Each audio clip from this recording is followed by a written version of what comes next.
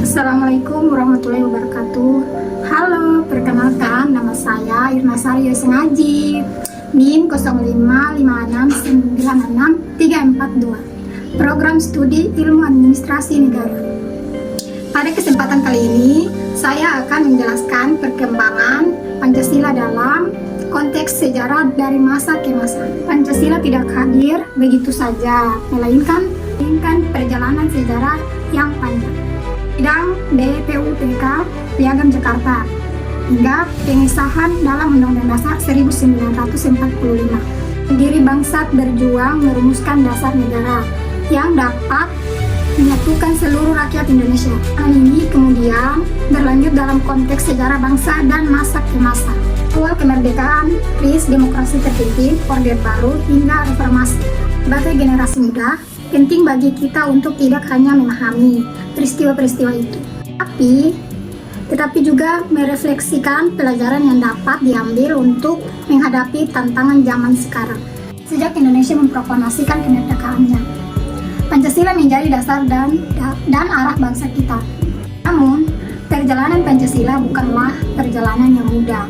Ia tumbuh dan diuji di setiap masa sejarah bangsa. Pada masa awal kemerdekaan, Pancasila lahir dari semangat persatuan di tengah perbedaan.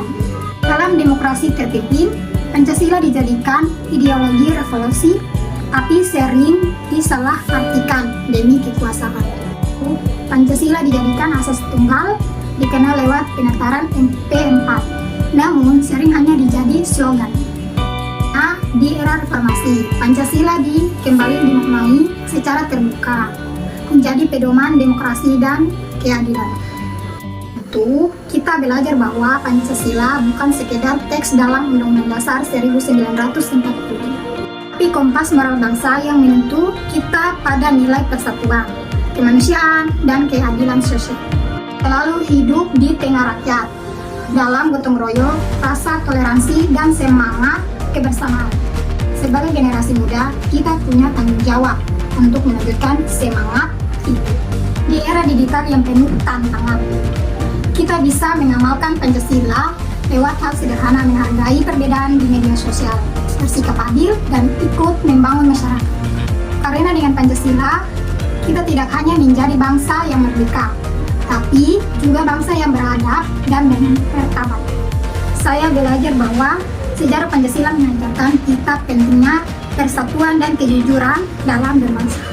Nilainya tetap relevan karena selama kita menjunjung Pancasila, Indonesia akan selalu punya arah dan harapan.